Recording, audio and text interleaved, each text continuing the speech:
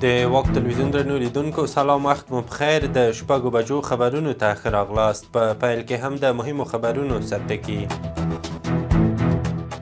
د ډونالډ ټرمپ وروستیو څرګندونو ته د اسلامي امارت غبرګون.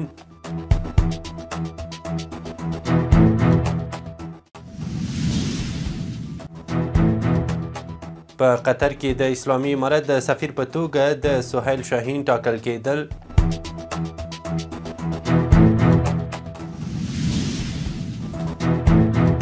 په 2024 میلادي کال کې په افغانستان کې د پولیو د 25 مثبتو پیښو ثبتېدل.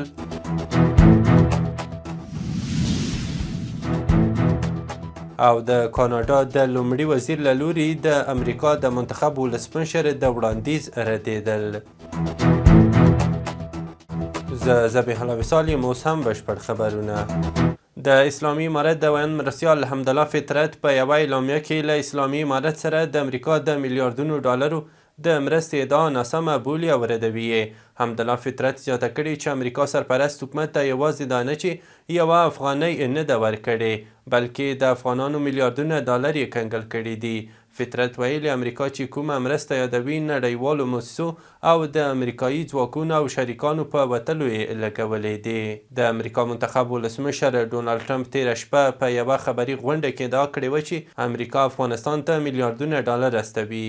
د اسلامي امارت ویاند رسنیو ته تایید کړه چې سهیل شاهین په دوحه کې د حکومت د سیاسي دفتر پخوانی مشر د قطر لپاره د اسلامي امارت د سفارت د سرپرست په توګه ټاکل شوی دی. ذبیح الله مجاهد همدارنګه زیاته کړې چې د دغه سفارت پخوانی سرپرست محمد نعیم د بهرنیو چارو وزارت د اداري معین په توګه ټاکل شوی دی. د ملګرو ملتونو د بشري مرستو د همغږۍ دفتر یا اوچا په یوه تازه راپور کې ویلي په 2025 زیږدیز کال کې به 5.8 میلیون افغانان بیړنیو سرپناه او غیر خوراکي توکو ته اړتیا ولري. اوچا وایي دا هغه کسان دي چې په نامناسبو ځایونو کې اوسي، وروستیو سیلابونو ځپلي او یا تازه راستانه شوي دي. دغه بنسټ زیاته کړې چې دوی د دغه شمېر کسانو له منځه 1.1 میلیون کسانو ته د مرستو رسولو له پلوه لومړیتوب ورکړی چې د هغې لپاره یې 109 میلیون ډالرو ته اړتیا ده. د ملګرو ملتونو د روغتیا نړیوال سازمان WHO ویلي چې په 2024 زیږدیز کال کې په افغانستان کې د پولیو 25 مثبتې پیښې ثبت شوي دي. دغه سازمان ویلي چې لا هم په افغانستان او پاکستان کې د ګوزن ناروغۍ پیښې شته چې تیر کال په دغو دوو هیوادونو کې ټول ټال 92 ماشومان په دغه وایروس اخته شوي دي. په راپور کې ویل شوي چې له دې ډلې 25 پیښې په افغانستان او پاتې 28 په پاکستان کې لیدل شوي دي. د کابل ښار په پل خشتي سیمه کې په یوه سوداګریز مارکیټ کې د ورلګېدو په پایله کې لږ تر لږه 11 هټۍ سوځېدلې دي. ځایي سرچینې وایي د اور وژنې ډلې سیمې ته رسېدلې او اور مهار شوی دی. د مخابراتو او معلوماتي ټکنالوژۍ سرپرست وزیر ویلي چې په افغانستان کې کارول کېدونکي سیم کارتونه په بشپړ ډول د دوی په کنټرول کې دي. نوموړي پروان کې د ځوانانو یوې فراغت غونډې ته خپله وینا کې ویلي چې په 14 ولایتونو کې ځوانانو ته د ظرفیت لوړونې زده کړې مرکزونه جوړ کړي دي. ځینې د مخابراتو او معلوماتي ټکنالوژۍ ریاست له دغه زده کړې مرکز فارغ شوي ځینې ځوانان په مرکز او ولسوالیو کې د ښوونیزو ټولګیو د جوړولو برخه کې د همکارۍ غوښتنه کړې ده. په ترکیه کې د غالیو نړیوال نندارتون د افغانستان په ګډون د اتو تولیدي شرکتونو په ګډون پرانیستل شو. دغه نندارتون 4 ورځې دوام کوي چې پکې له 10 د زیاتو هیوادونو لاسي او ماشیني غالۍ نندارې ته ایښودل شوي دي.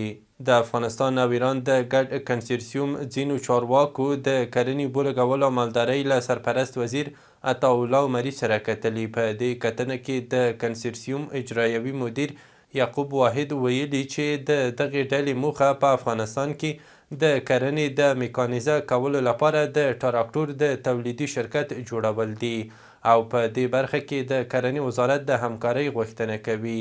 د خبرپاڼې پر بنسټ عمري د سوداګرو د وړاندیز هرکلی کړی او په دې برخه کې د کرنې وزارت له اصولو سره سم د عملي اقداماتو پر ترسروي ټینګار کړی دی.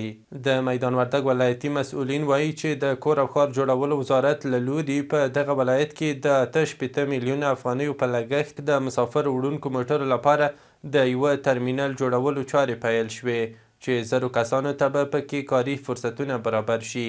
دغه ترمینل د 200 موټرو د پارک کېدو وړتیا لري او په 9 میاشتو کې به کارونه بشپړ شي. د مسؤلینو په خبره دغه پروژه د سرپرست حکومت یو له مهمو اقتصادي پروژو څخه ده چې د جنوبي ولایتونو د مسافرو لپاره به اسانتیاوې رامنځته کړي. د امریکا بهرنیو چارو وزیر انتونیو بلینکن وایي هغه هوکړه لیک چې د هغو کسانو ملاتړ او لیږد لپاره چمتو شوی و چې په تیرو 20 کلونو کې په افغانستان کې له امریکایي ځواکونو سره همکاري کړې نوی شوی دی. ښاغلي بلینکن پر خپله ایکس لیکلي چې هیواد یې د خپلو شریکانو ترڅنګ ولاړ دی او دغه موخې ته ژمن دی. اسلام آباد کې د افغانستان سفارت چارسمبالي سردار احمد شکیب خیبر پښتونخوا د کورمې سیمې له قومي مشرانو سره کتلي. اسلام آباد کې افغان سفارت پر ایکس لیکلي په دغه کتنه کې د کورمې سیمې دیني عالمانو مخورو او ځوانانو ګډون درلود. د خبرپاڼې له مخې په دغه کتنه کې د ډیورنډ فرضي کرښې په اوږدو کې د میشتو پښتنو د اړیکو د دواړو لورو لپاره د تګ راتګ د نوو لارو د پرانیستلو او د کورمې د روان وضعیت په اړه خبرې شوې دي. د کاناډا لومړي وزیر جسټین ټروډو د امریکا د منتخب ولسمشر ډونالډ ټرمپ هغه وړاندیز رد کړی چې د اقتصادي ځواک په کارولو سره کاناډا د امریکا یو 50م ایالت شي. هغه پر ایکس لیکلي شونې نه ده چې کاناډا د امریکا برخه شي. تر دې مخکې ټرمپ د ټروډو د دندې د استعفا له اعلان وروسته ویلي و کاناډا باید د امریکا یو ایالت شي او اوس یې مناسب وخت دی. په سوریه کې د امریکا سفارت د یوې اعلامیې په خپرولو سره ویلي د سوریایي وګړو لپاره د لومړنیو خدمتونو د وړاندې کولو پر وړاندې د خنډونو د له منځه وړلو لپاره یې 24مه شمیره جواز صادر کړی دی. په دغه لومړنیو خدمتونو کې د برېښنا، انرژۍ، اوبو او ورته لومړني خدمتونه شامل دي. اعلامیې زیاته کړې چې دغه لنډمهالی جواز به د 6 میاشتو لپاره د اعتبار وړ وي. د راپورونو پر بنسټ تبت کې د زلزلې د قربانیانو شمېر 120 تنو ته لوړ شوی دی. رویټرز خبري اژانس راپور ورکړی چې چینایي چارواکو تبت کې په 2مه ورځ هم د ژغورنې عملیاتو ته دوام ورکړی دی. چینایي چارواکو ویلي تر دې دمه یې څه باندې 400 کسان ژغورلي او له 10,000 زیات یې خوندي ځایونو ته لیږدولي دي. د ریکټر په کچه دغه 6.8 درجې قوي زلزله په نیپال، بوټان او هند کې هم حس شوې وه. د امریکا د لاس انجلس په یوه ځنګله کې ورلګېدو څه باندې 10,000 کسان له خپلو کورونو وتلو ته اړ کړي دي. رویټرز خبري اژانس د راپور له مخې په دغه اورلګېدنه کې څه باندې 1100 هکټاره ځمکه سوځېدلې ده. د دغه اورلګېدو لامل طوفانونه او وچه هوا ګڼل شوې ده. او وروستی خبر هم دا چې د افغانستان کرکټ بورډ ویلي د پاکستان کرکټ ملي لوبډلې پخوانی توپوهونکی یونس خان یې د ملي لوبډلې د توپوهنې سلاکار په توګه ټاکلی دی. کرکټ بورډ ویلي یونس خان به په پاکستان کې د کیدونکي اتلانو جام لوبو پر مهال د افغانستان ملي لوبډلې د توپوهنې د سلاکار او څارونکي دنده پر مخ بیایي. یونس خان تر دې وړاندې په ابوظبي کې د افغان ملي لوبډلې په تمریناتي کمپ کې هم د توپوهنې د روزونکي په توګه دنده ترسره کړې ده.